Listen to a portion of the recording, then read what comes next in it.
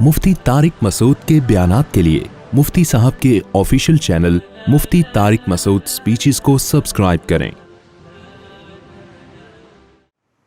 काफिर बस आपको रिपोर्टें पेश करता रहेगा कि अनार में इतना जिंक है, इतना आयरन है, इतना विटामिन सी है और इतना ये है और इतना वो है। रिपोर्टें पेश करने के अलावा आगे नहीं बढ़ेगा वो, चूंकि ये खुदा को मानते नहीं है, आखिरत का हिसाब नहीं है, तभी रिपोर्टें पेश करने के बाद भी ये इंसानियत के लिए बड़े बेरहम होते हैं। यकीन ना आए तो देख लो ना फिलिस्तीन में क्या हो रहा है। कहाँ गए वो लोग जो हर वक्त कहते हैं गोरे बहुत अच्छे, एटीट्यूड।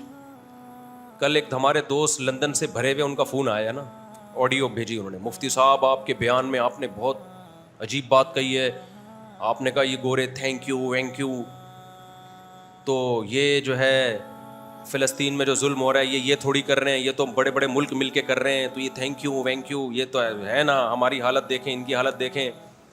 मुझे आ गया गुस्सा। मैंने कहा मैं मानता हूँ अखलाक थैंक यू भी अच्छी चीज़ है। पूरा यूरोप अमेरिका मुत्तहिद है या नहीं इस वक्त फ़िलिस्तीनियों के ख़िलाफ़? सारी दुनिया मानती है नाजायज़ कब्ज़ा किसका है? इसराइल का। सारी दुनिया मानती है। क्यों सपोर्ट कर रहे हो भाई? ऐसे थैंक यू का हमें क्या करना है? वहां की अवाम क्यों नहीं अपने हुक्मरानों के खिलाफ एहतजाज करती? क्यों नहीं अपने हुक्मरानों को बोलते भाई ये आपने हमें इतने अखलाक सिखाए, आपने हमें इतनी तमीज़ सिखाई और हमें स्कूलों में सिखाया कि सबसे पहले इंसानियत है, मजहब को भी दूसरे नंबर पे रख दिया, तो आज वो इंसानियत कहाँ गई? कुरान बार बार कहता है कि जो आखिरत पे यकीन नहीं रखते ना, जिनको हिसाब व किताब का खौफ नहीं है, वो एक थोड़े से लेवल पे अच्छे हो सकते हैं, बड़े लेवल पे अच्छे नहीं हो सकते। और मैंने कहा इन सब के पेट भरे हुए हैं, ना इनका गैस का मसला, ना बिजली का मसला, ना इनके हुक्मरान करप्ट हैं, ना इनके लिए करप्ट नहीं है, दूसरों के लिए होंगे। इलाज फ्री हो रहा है तो थैंक यू ही कहना है मेरे भाई। अखलाक का पता जब चलता है जब टेंशनों में हो इंसान।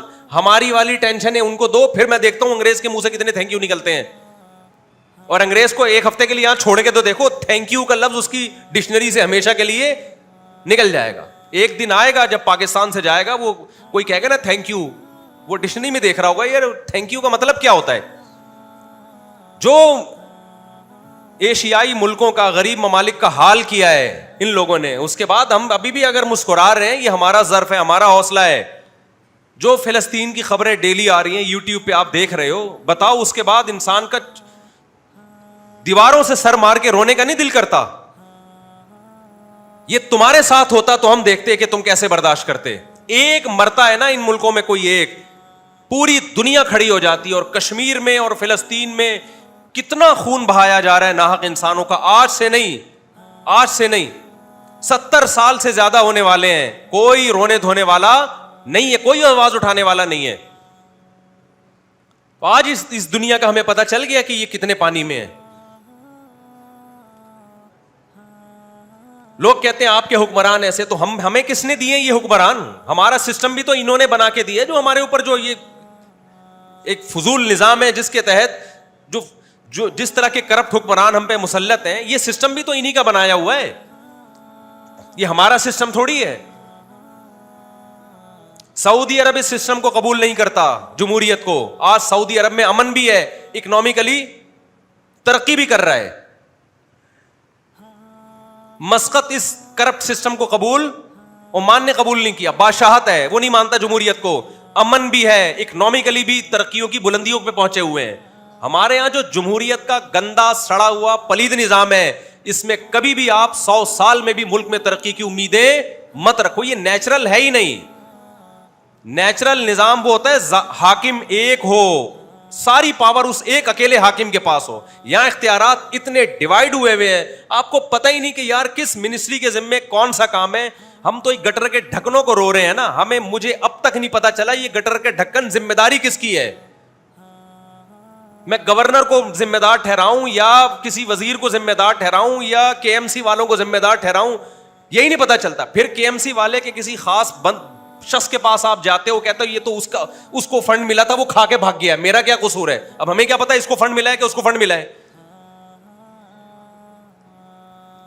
کوئی KMC کا بندہ ہے جو سارے گٹر کے ڈھکن کراچی کے کھا گیا ہے, وہ کراچی کے جتنے گٹر کے ڈھکن ہیں 2-4 بندوں نے مل کے کھائے ہیں. اب آپ اندازہ لگاؤ, اس میں تم کہو کہ فلسطین کے لیے ہمارے حکمران آواز کیوں نہیں اٹھا رہے؟ وہ بھائی جو گٹر کے ڈھکن کھا کے بیٹھے ہوئے ہیں, آپ کیا سمجھتے ان میں اتنی پاور ہوگی کہ وہ اسرائیل سے لڑیں گے جا کے؟ یہ گندا سڑا ہوا نظام, اس میں تو 2-4 کوئی اچھے آ جائیں تو بس ان کی سیوا کر لیا کرو بیٹھ کے. ہم بھی تلاش کر رہے ہوتے ہیں, اچھے لوگ بھی ہیں الحمدللہ, لیکن ان کے ہاتھ پاؤں بھی بندھے ہوئے ہیں. ابھی الحمدللہ کوئی اس میں حرج نہیں ہے, سندھ کے جو ابھی موجودہ گورنر ہیں, کیا نام ہے ان کا, بڑے اچھے آدمی ہے کامران ٹیسوری صاحب, میں پرسنلی ان سے ملا ہوں, علماء کی ملاقات, بہت نر قسم کا آدمی ہے وہ. لیکن بھائی اس سسٹم میں ہاتھ پاؤں ایسے بندھے ہوئے ہیں, آپ ایک لمٹ تک جا سکتے ہیں, اس سے آگے آپ بولو نہیں جا سکتے. مذہبی امور کے وزیر سے ہماری ملاقات ہوئی, ہم نے کہا حضرت یہ صحیح کر لیں. انہوں نے کہا بھائی مجھے پہلے سے آگے بتا دیا گیا تھا, اس سے آگے بڑھنے کی کوشش کی نا تو بڑے بڑے اژدہے بیٹھے ہوئے ہیں, وہ مذہبی امور ہی کے اژدہے ہیں, پرانے وزراء ہیں. انہوں نے بولا اگر زیادہ سسٹم ٹھیک کرنے کی کوشش کی تو آپ کو اپنی ریپیئرنگ دوبارہ آپ کو کھول کے دوبارہ جوڑنا پڑے گا اپنے آپ کو, اتنے خراب ہو جاؤ گے آپ. پورا یہ جمہوریت کا نظام نہیں بھائی. سعودی عرب میں اگر ایک گڑبڑ کہیں ہوتی ہے, ذمہ دار کون ہے؟ بادشاہ. وہ کہتا ہے میرا کنٹری ہے. بادشاہ کتنا کھا لے گا یار, ایک آدمی کتنا کھا لے گا, بناتا بھی تو ہے نا. آپ کو جب پتا ہو نا یہ میرا گھر ہے, میں 5 سال کے لیے ہوں یہاں پہ, یہ میرا ہے, تو آپ کھاؤ گے بھی تو, لیکن اس گھر کو بناؤ گے بھی آپ. یہ جمہوری نظام نہیں چل سکتا بھائی. اگر آپ اس سے جان نہیں چھڑا سکتے تو کم از کم صدارتی نظام لے آؤ نا. کسی حد تک پاور ایک شخص کے پاس تو جائے, اس کو تو پکڑے آدمی.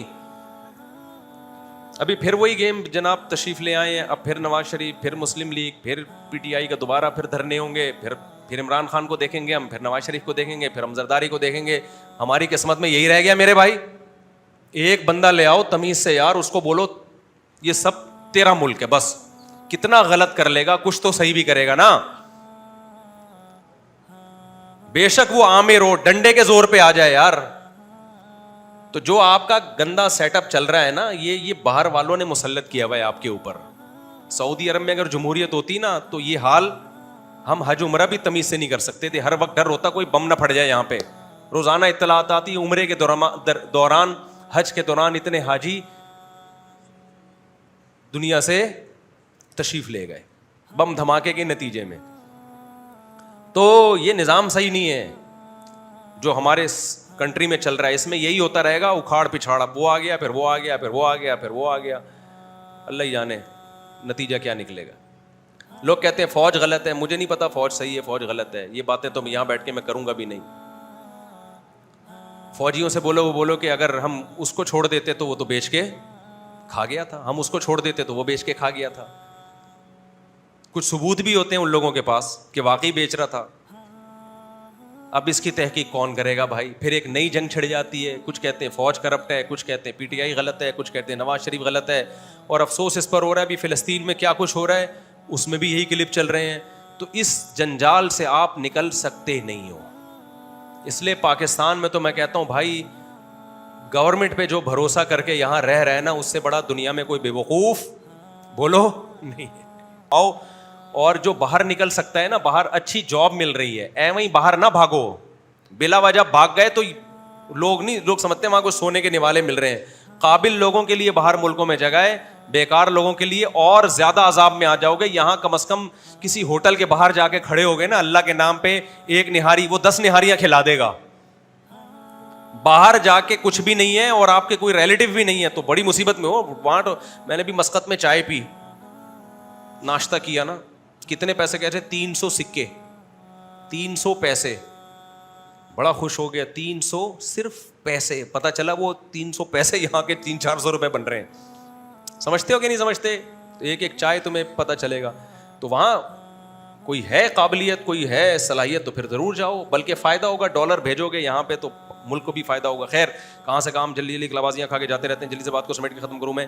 تو میرے بھائی بات یہ چل رہی تھی کہ جو خدا کے منکر ہیں نا, جو آخرت کے منکر ہیں, وہ اللہ کی نشانیاں صبح و شام دیکھتے ہیں, مگر اللہ سے ان کا کوئی ریلیشن بولو نہیں ہوتا. اللہ یہ چاہتے ہیں کہ جب میری نشانیاں دیکھ رہے ہو نا تم صبح و شام, تو مجھ سے کیا کرو, محبت کرو. 2-3 منٹ میں بات کو سمیٹ کے ختم کرتا ہوں. مجھ سے محبت کرو. آپ کہتے ہیں کیسے کریں محبت, کیا کریں, کیا کرنا پڑے گا اس کے لیے ہمیں؟ بھائی آپ کو 2 کام کرنے پڑیں گے. برائیوں کو چھوڑنا پڑے گا اور اللہ کا نام کثرت سے زبان سے لینا پڑے گا. میں بتا رہا تھا اللہ کا ظرف بہت بڑا ہے. بڑے سے بڑے سیٹ کو چھوٹی سی گفٹ دو تو وہ یوں لے کے رکھ لے گا, لیکن حدیث میں آتا ہے جو اتنا طاقتور بادشاہ خدا ہے, جب کوئی بندہ شدید پیاس میں پانی پی کے کہتا ہے نا الحمدللہ, اللہ کا شکر ہے, تو اللہ اس سے خوش ہو جاتا ہے. یہ کتنا چھوٹا سا گفٹ ہے, بلکہ گفٹ ہی نہیں ہے نا, آپ نے مان لیا کہ یہ مجھے کس نے پلایا ہے, میرے اللہ نے. کہ اللہ تیرا شکر ہے. کافر یہ کام نہیں کرتا. ہندو یہ کام, وہ پیے گا اور سیراب ہو جائے گا اور ایک رپورٹ پیش کرے گا کہ شدید پیاس میں اتنے گلاس پانی پینے سے پیاس بجھ جاتی ہے, اور جب پانی ہماری باڈی میں جاتا ہے تو بلڈ کو یہ فائدہ ہوتا ہے اور یہ چیزیں ہوتی ہیں. اس سے پتہ چلتا ہے کہ واٹر ہماری صحت کے لیے بہت مفید. اور مزید رپورٹ پیش کرے گا کہ اس کمپنی کا پانی پیا کریں, اس کمپنی کا پانی نہ پیا. اس سے آگے نہیں بڑھے گا. مسلمان کو جب پیاس لگتی ہے اور پانی پیتا ہے تو کیا کہتا ہے؟ الحمدللہ الذی اطعمنا وسقانا. کھانا کھاتا ہے, پانی پیتا ہے, تمام تعریفیں اس اللہ کے لیے ہیں جس نے ہمیں کھلایا. شدید بھوک میں کیسا مزہ آتا ہے. تبھی میں کہتا ہوں روزے رکھا کرو, افطاری کا بڑا مزہ ہے. جب دسترخوان پہ انسان بیٹھتا ہے نا, اللہ کے لیے بھوکا پیاسا ہو کے جب بیٹھتا ہے, کتنا مزہ آتا ہے. اس کھانے کی میں الگ ہی روحانیت ہوتی ہے. ہمارے ایک دوست پشاور میں, بوڑھے آدمی, گپ شپ ہو رہی تھی ان سے. اب تو لوگ آٹو پہ آ گئے ہیں. میں کہیں بیٹھتا ہوں تو آٹومیٹیکلی 4 شادیاں شروع کر دیتے ہیں, میں نہیں بھی چھیڑ رہا ہوتا شروع. تو میں وہاں بیٹھے ہوئے بزرگ سفید داڑھی والے, روس کے دور میں افغانستان میں بڑا جہاد کیا انہوں نے. تو کسی نے بات چلا دی کہ جی 4 شادیاں ہوں, بابا جی آپ بھی 4 شادیاں کرو. تو انہوں نے کہا مولوی صاحب مزہ اللہ نے خدا کی قسم صرف 2 چیزوں میں رکھا ہے. ایسے جذبے کے ساتھ کہا نا انہوں نے کہ ہم اپنے آنسو نہیں روک سکے, اتنے جذبے کے ساتھ. انہوں نے کہا ایک اللہ کی راہ میں لڑنے میں, جب خدا کے لیے انسان لڑتا ہے نا اللہ کی راہ میں, وہ منظر ہی الگ ہوتا ہے. اللہ کو کیسا پیار آتا ہے نا, یہ بندہ جان ہتھیلی پہ رکھ کر میری خاطر لڑ رہا ہے. اور دوسرا کہا جب شدید بھوک اور پیاس میں افطاری کا دسترخوان لگاؤ, اس وقت جو کھانے میں مزہ آتا ہے وہ مزہ, اور اللہ کی راہ میں لڑنے میں مزہ, اس کے علاوہ دنیا کی کسی تیسری چیز میں مزہ نہیں ہے. میں نے کہا بالکل صحیح کہا, بالکل صحیح. تو افطاری میں بڑا مزہ ہے. کیسا مزہ آتا ہے بھوکا پیاسا. ویسے بھی آپ بھوک پیاس میں کھاؤ, وہ روحانیت تھوڑی آتی ہے, اس میں روحانیت تھوڑی آتی ہے. تو جب کھاؤ, جب پیو, جب نعمتوں سے لطف اندوز ہو, فوراً کس کی تعریف کرو؟ اللہ کی. اے اللہ ہم اس قابل نہیں, ہمارے کون سے ایسے اعمال ہیں جو ہمیں پیاس میں ٹھنڈا پانی ملے میرے بھائی؟ ہم نے کیا کیا اللہ کے لیے؟ اے اللہ تیرا فضل ہے, تیرا احسان ہے, تیرے احسانات میں نعمتوں میں ڈوبے ہوئے ہیں, جو تو ہمیں بھوک میں کھلاتا بھی ہے اور پیاس میں پلاتا بھی ہے, اور یہی نعمت کافی ہے. اس شکر کا فائدہ یہ ہوگا ڈپریشن سے نکلو گے. میرے پاس بحریہ ٹاؤن میں پلاٹ کیوں نہیں ہے, میرے پاس گاڑی کیوں نہیں ہے, میرے پاس یہ کیوں نہیں ہے. او بھائی شدید پیاس میں تجھے پانی مل رہا ہے, جس دن یہ پانی بند ہوا نا تو سارے پلاٹوں کو تو بھول جائے گا. شکر ادا کر, تیری صحت ہے, پانی پی رہا ہے, تو بھوک میں تجھے کھانا مل رہا ہے, اس پہ اللہ کا شکر ادا کرو. بہت بڑی نعمت ہے, تھوڑی نعمت نہیں ہے. تو بار بار اللہ کا ذکر. نماز بھی اللہ کے ذکر کو قائم کرنے کے لیے رکھی ہے شریعت نے. اللہ کو پتہ ہی ہے ویسے تو میرا نام لیں گے نہیں, کم بخت, ہر وقت دکان میں, پان میں, گٹکوں میں اور باتوں میں لگے رہیں گے کہ پی ٹی آئی نے یہ کر دیا, عمران خان جیل میں یہ کر رہا ہے, تو نواز شریف دوبارہ آ گیا تو اب یہ ہوگا. یہ ہر وقت اسی میں لگے رہیں گے. مجھے نہیں کوئی خوشی عمران خان جیل میں, اللہ کرے نکل جائے بھائی. اور یہ بھی ہے کہ اللہ کرے نواز شریف آگے, میں بریک لگ, ہو سکتا ہے اس کا مطلب وہ دوبارہ وزیر اعظم بن جائے. میں یہ کہنا چاہ رہا ہوں. یہ بھی ہو سکتا ہے کہ میں یہ چاہ رہا ہوں کہ واپس چلا جائے, یہ بھی ہو سکتا ہے, کچھ بھی ہو سکتا ہے.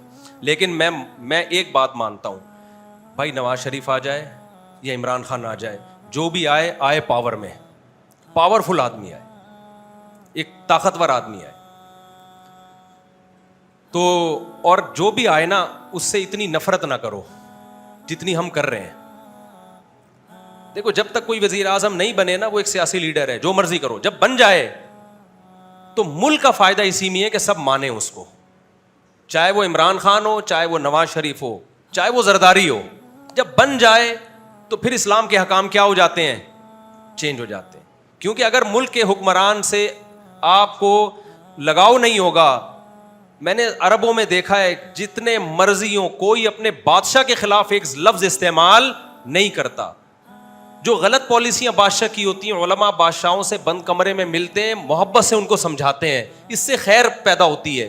یہ نظام اگر سعودی عرب میں ہونا کہ جو بھی بن رہا ہے دوسرا آگے ٹانگیں کھینچ رہا ہے, لانتے کر رہا ہے, تو اپنی زبانوں کو کنٹرول کرو میرے بھائی, اس سے ملک کو کبھی بھی فائدہ نہیں ہوتا. جو بھی آ جائے یار, جب آنے کے بعد ہمارا کون ہوگا, وہ وزیر اعظم ہوگا. جب بن گیا تو جو تمہارا باپ جس کو بنا دیا مان لو نا, پھر ہمارا باپ ہے بس. ملک کو دیکھو میرے بھائی, شخصیتوں کو مت دیکھو. غلط ہے کسی کو جیل میں بھیج دینا, کسی کو جیل سے نکال دینا, ہم نہیں مانتے, لیکن جب بن جائے تو پھر ملک کو, ہم نے کنٹری کو دیکھنا ہے. کنٹری کی خیر اسی میں ہے کہ جو آئے گا بھائی آئے گا, کوئی نہ کوئی تو آئے گا. جو آئے گا تو اس کو ماننا پڑے گا, ورنہ ملک کا تو اگر سارے اسی طرح خلاف ہو جائے بھائی, ملک کا بیڑا غرق ہو رہا ہے.